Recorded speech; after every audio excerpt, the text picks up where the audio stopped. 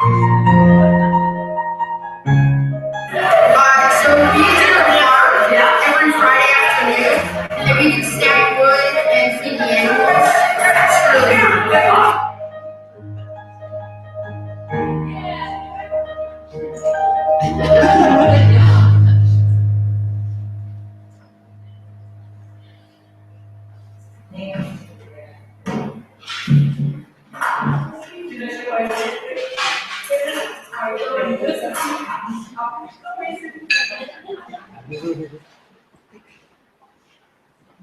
Thank you.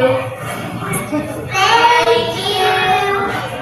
Muchas gracias, padres. Thank you.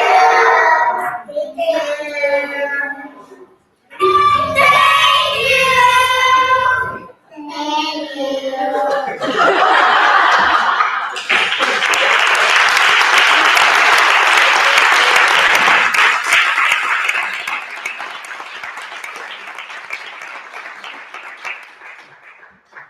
Like I said, far better than I could do.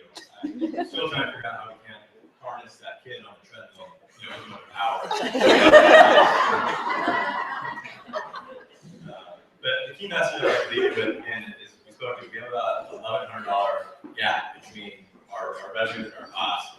And we recognize some parents can give $25, some parents can give $10,000. And the important thing I leave you all with is participation is key, and give what you can. Everyone's financial circumstances are different, and so hopefully you all participate. The last thing I'll say is we're have a gala, which is a lot of fun. Hopefully you were there last year. If you smell me, I smell like Stetson. That's Chris Rossi's fault, not mine. This year, it's April 9th at Wellesley Country Club. We're going to do a couple things a little different. One of the things we got feedback on is people want to have a little more discretion and understanding where their dollars go to. Of course, the annual fund's unrestricted by definition. These go all purposes of the school. But this year, you're going to be able to understand exactly where the dollars are going to go to. One thing we're going to start is we're basically going to get rid of the silent auction. We're going to have classroom wish lists. These are going to be formed by your children's teachers. There'll be items that they want. You can participate as you see fit and do those things that are going to directly impact your child in the classroom. We also will have designated items. So this might be Melissa comes up with her wish list on the D-Lab, it's X whatever thing, and we're going to raise a pallet. But if you participate, you know that your dollars are going to go to those things. And then last, everything else is going to go financial aid. So all non-designated items are going to go financial aid. You might ask, why financial aid? And one of the things we looked at in school is our financial aid package has room to improve. We are below what a lot of competitor schools are, and so we'd like to improve that. And of course, having increasing availability will mean are able to increase the financial aid, the breadth and the depth of our financial aid for the school, and so this is part of that. And so hopefully everyone understands we want to support our community, and that includes the people who can't afford an education, because as Karen says, we want to educate the teachers of tomorrow, and now of them aren't going to be able to pay for an education. So financial aid is important for that. With that, I'll hand it back over to Tony, who will give our introduction.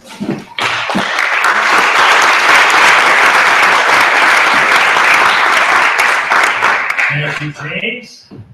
Why didn't I bring a video? Man. I should have asked this in the beginning, but can you guys in the back of the room hear me? Yes. That's good, because what's coming next is really important. So I want to make sure everyone can hear. We are lucky enough tonight to have a little treat.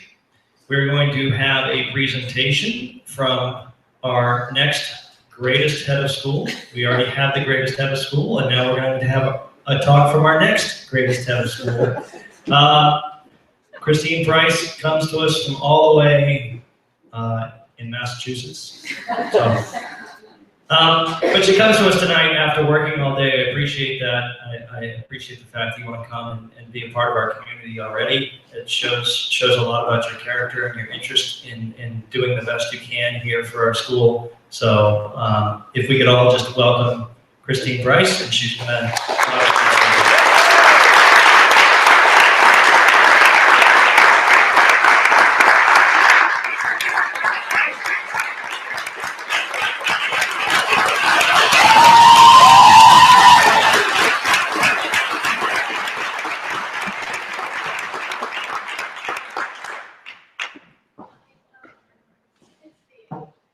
In my other life, in another school, I'm known as Dr. Christ Woman with 4 eyes. Thank you so much. I am just so delighted to be with you. I'm so delighted to hear all the wonders that are about this particular school. And I'm in a very interesting position at the moment because when Tony asked me about speaking tonight, I was delighted. And so I crafted what I wanted to say to you in a bit of isolation.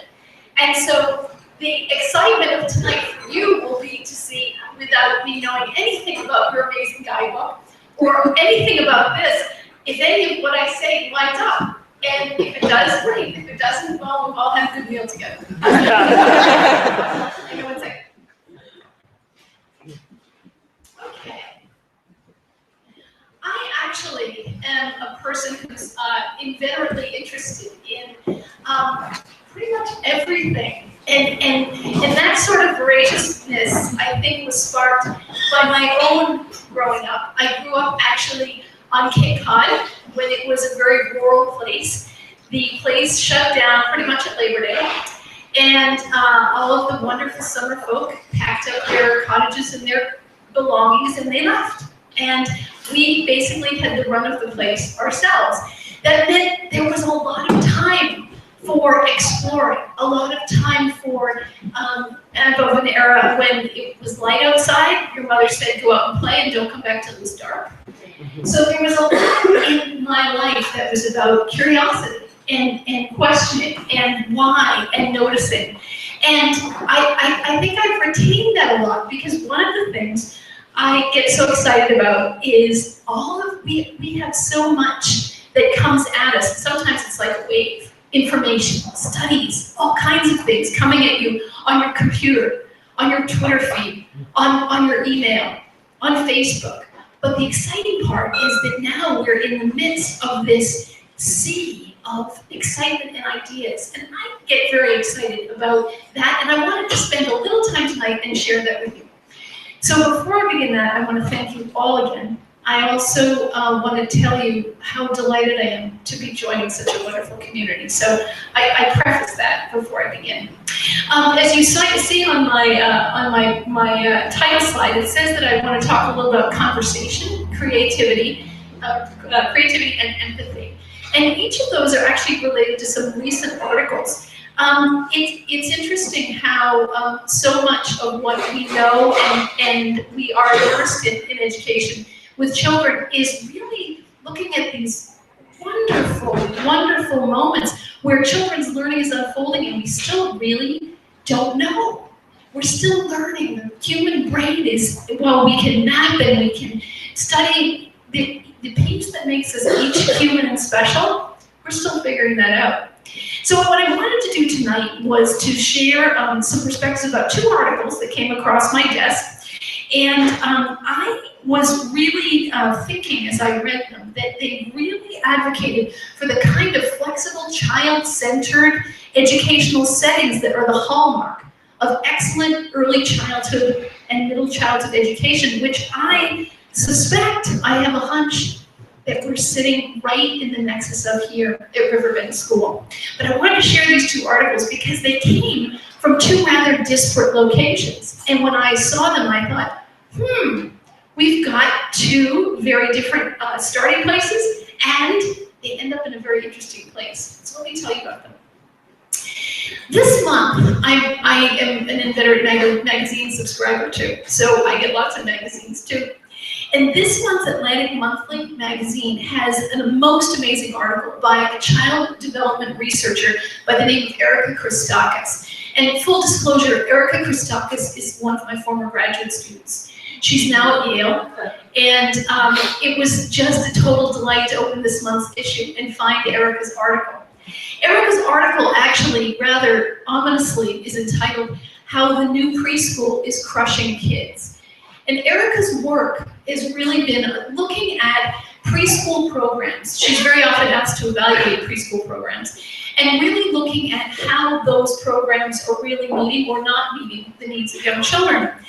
And it's interesting how the new trends in very early childhood education really seem to be jumping on the bandwagon of more and more frequent teacher-directed education with the idea that more and sooner are better.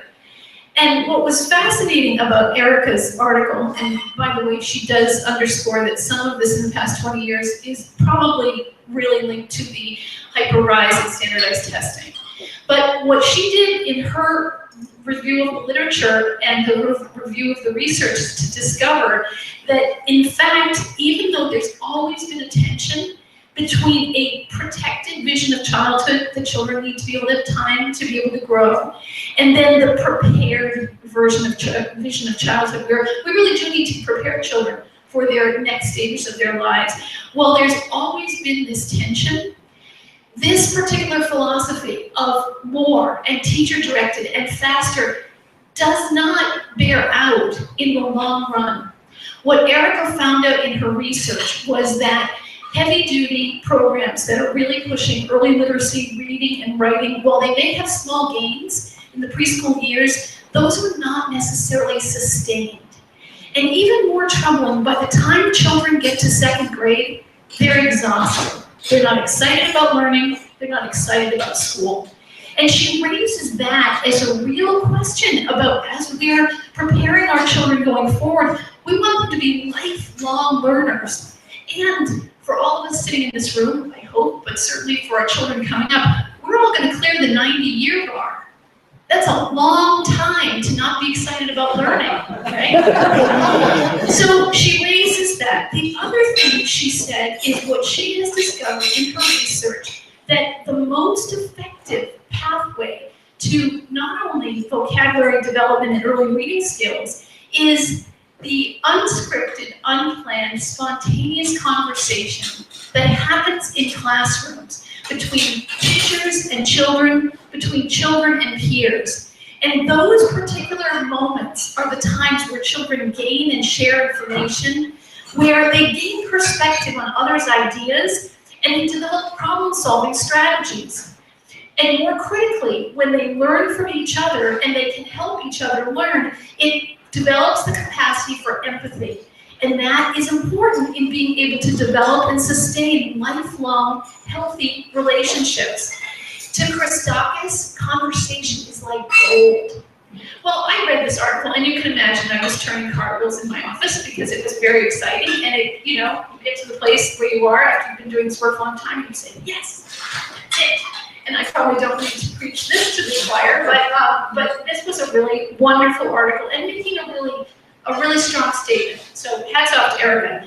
But just after I read this article, I suddenly was getting all these feeds in my email box, and then also on my Facebook, that were really looking at this aspect of empathy. Now, I don't know how many people subscribe to Harvard Business Review, but there have been a number of articles on empathy. But coincidentally, in my inbox, I was getting lots of information about a new program, package program called Start Empathy. And it kept quoting this particular set of articles from the Harvard Business Review. And of course, not that I'm a subscriber to the Business Review, although it's an interesting magazine, I thought, So I went and I found these articles. And the two articles they referred to, one was in 2012, and that one was entitled Empathy, the Most Valuable Thing That They Teach at Harvard Business School. And then there was one, it's really the title of the article, and then the one in 2015 that followed, which was very interestingly, empathy is still lacking in the leaders who need it the most. Another great article. But it was really interesting for me to go and really dig in with these, having just had Erica's words sort of ringing in my ears. And the interesting thing is that these two articles are really looking closely at what many people used to term an empathy as a soft skill. It wasn't one of those particular absolutely critical tools in necessarily a business leader's toolkit. We tend to think of strategizing, we tend to think of data analysis. But the interesting work by Ernest Wilson in 2015 was his study and his research of executives worldwide, people who are running very large corporations, people who are doing innovative work in this global digital economy. And he asked them, what are the 5 most important attributes that one can bring to be successful at this point in this digital global economy? And the interesting responses were not, you need to be able to do a real great data set. You need to have long-term, and even though those are important, and being able to understand how communication works, the 5 attributes that he named will be very familiar to all of you in a Montessori setting, and these are they. He said that those 5 attributes need to have, one is adaptability. You have to be able to be flexible in today's world, and you need to be able to have that sense of whatever comes, you can be able to adapt to it. The second was cultural competence. And that idea that there is a vast array of culture out there, and there is a vast array of ways of looking at the world. They really stress that, particularly now where we're so interconnected, any given moment, any given second, we can be getting word from the other side of the planet. They also said that it's really important to have a 360 perspective, that even though you may be looking this way, there's a whole other set of perspectives around you. They talked about intellectual curiosity, and they talked about empathy, being empathic, having a deep emotional intelligence about people that's closely linked to cultural competence. And that shocked Wilson. It really did. He thought, this is very interesting. We've got a new generation of leaders that are really looking at all kinds of different skills that perhaps another generation would have thought were less important than acumen, than finance. No offense, James. But this was a real big step. So the thing that was really interesting for me was it made me start thinking, if Ernest Wilson is looking at people who are now in the pinnacle of their careers or rising in their careers, and they're saying that empathy are really the things that we need to have, then my question was, well, then how does it develop? Can it be taught through this boxed program called Start Empathy? And then I began to think, wait a second, let's think a little bit about Christakis. So I put these 2 articles side by side as I was getting ready to speak with you tonight. And I imagined Erica Christakis and Ernest Wilson sitting down to lunch with me. And I imagined that they would, first of all, they would be incredibly empathic and gracious to each other. But they would also get a chance to talk about their research. And I wondered, what would they make of it? I wondered, would Wilson recognize that empathy doesn't become full-blown just by going through Harvard Business School? Would he recognize that there were roots of where those empathic people came from? And then would Erica Christakis want to know, where were those leaders educated? What were those early experiences that they had? And what a fascinating conversation would ensue. And so the more I thought about it, the more I thought that this idea that even though these 2 articles were taken from pretty much 2 very different ends of thinking about growth and thinking about how people grow and are most effective in their lives, that I really have a hunch that this empathy connection is all about conversation. And that it is through that medium, that ability to converse with someone. Daniel Mott, the writer, often talks about there's talking, there's listening, and there's conversing. And one of the things that we work on, certainly, and I know you probably do too at Riverbend, is children can listen politely, but then they just say what they want to say. A conversation is really an exchange. And that piece, that being able to converse, really ask questions, consider what other people's experiences are, and really what the world looks like through someone else's eyes. And this is what Wilson's research actually captured when he talked to the executives and he said, can you just name what it is that successful people can do? They can look at the world through someone else's eyes. Children need to be able to learn how to do that. And the way they learn how to do that is to be able to have lots of practice doing that. With people in classrooms that, not in a scripted moment where you open up the empathy box and say, okay, here's the empathy moment today. But when you're sitting down when you're playing the electric guitar, when you're having a conversation in the D lab, when you're having a conversation when you're laying out the number tiles. That's where those roots come from. It's an exchange of ideas. It's looking at a different perspective. It's knowing that someone is really interested in what you have to say, and then you can be really interested in what they have to say. This idea that conversation starts that, and then the connection becomes, we understand each other, and even if we don't, I want to listen to you and tell me more, and that's what sparks creativity. I have an idea, I want to tell you about it. Wow, have you ever thought about this? No, I hadn't thought about that.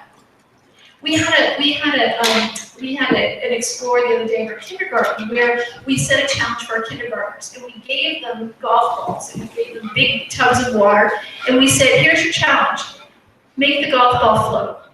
We gave them all kinds of different materials to try and make the golf ball float, including salt, big containers of salt, because one of the questions was really about the density of salt. And that was drawn on the prior experience of children who had been to a beach and had learned how to float. And the thing that was so great about that is there were many different ways to solve this problem. They had lots and lots of choices. They had lots and lots of avenues. But the best part was at the end, someone said, wow, that was really cool. Could we use sugar next time?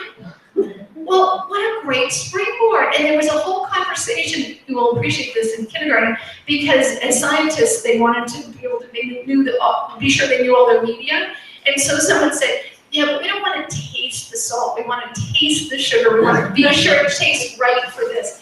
There was something about the saltiness, and that's what was making it work. And if something was sweet, it would sing to the bottom. Anyway, it was still a great creative moment. So in thinking about all of that, the thought that I wanted to share with you, and this is in a way of closing, because this was not intended to keep you too long, but also just to sort of be food for thought. I think about that schools, with the way the world changes this quickly, that schools are called upon very often to be places where children are not only called and allowed to acquire those traditional academic skills, but they also need to be places where children can develop the social and emotional intelligences to become those compassionate, creative, resourceful, and resilient people that we want to send out in the world. I think one of the big things about working in schools is we're always working toward an end we can't see. Yes, I do travel in Harvard Square, and yes, very large people come up to me and say, hello there, Dr. Price, do you remember me? And I look up and say, no, I don't, but you're very large, and you're clearly grown up, and you made it through kindergarten, so yay. I will not necessarily see where that person goes beyond Harvard Square, no. But that's the excitement of school. You are working, this is truly one of those examples of altruistic investment in a goal you may not see.